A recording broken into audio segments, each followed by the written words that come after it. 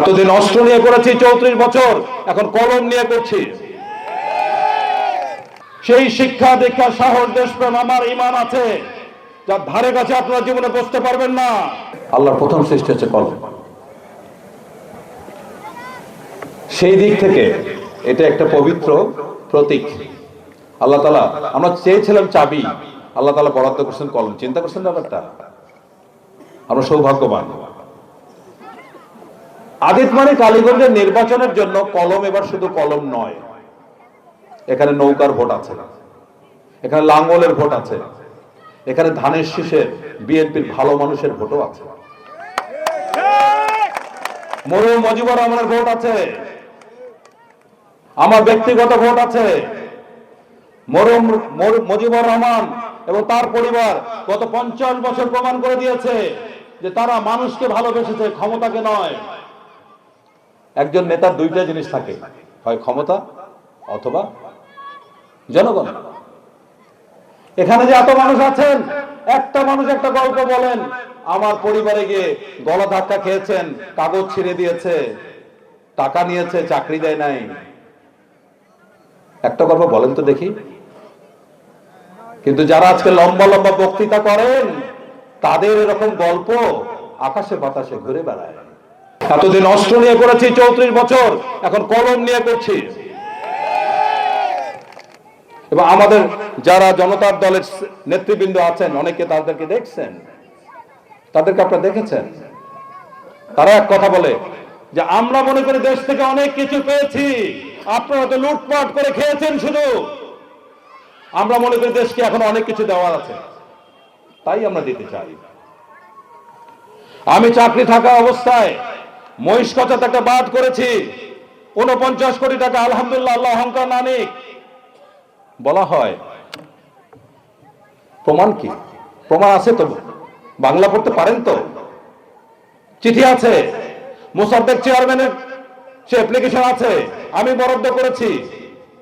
এবং ওই সময় দায়িত্বপ্রাপ্ত পানি সম্পদ প্রতিমন্ত্রী মহিষকচা এসে ঘোষণা করছেন, এই ব্রিগেডিয়ার সাহেব 10-12 বার আমাদের কাছে গিয়ে আপনাদের বাদ চেয়েছে বলে আজকে আপনারা বাদ পেলেন।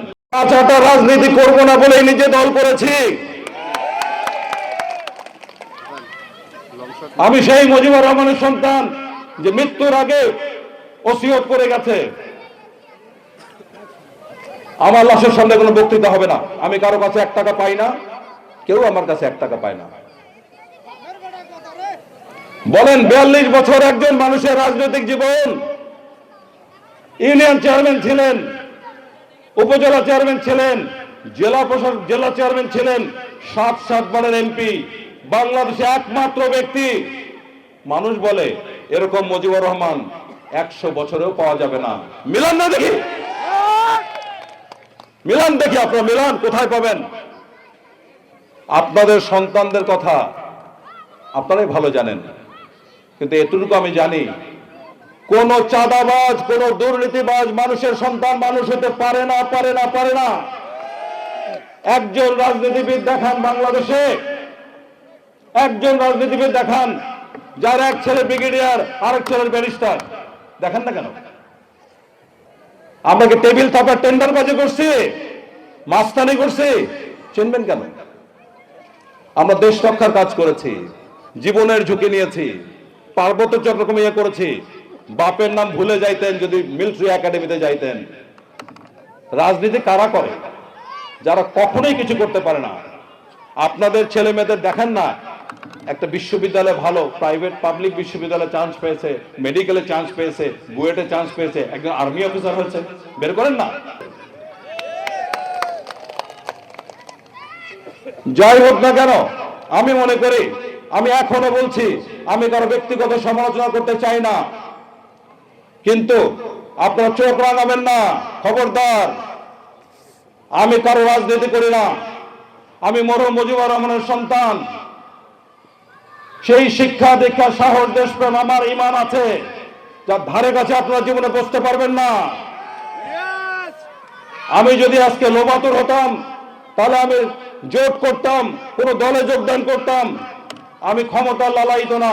আমি কোটি টাকার অফার মিস করেছি, আমি দেই নাই, আমি গ্রহণ করি নাই।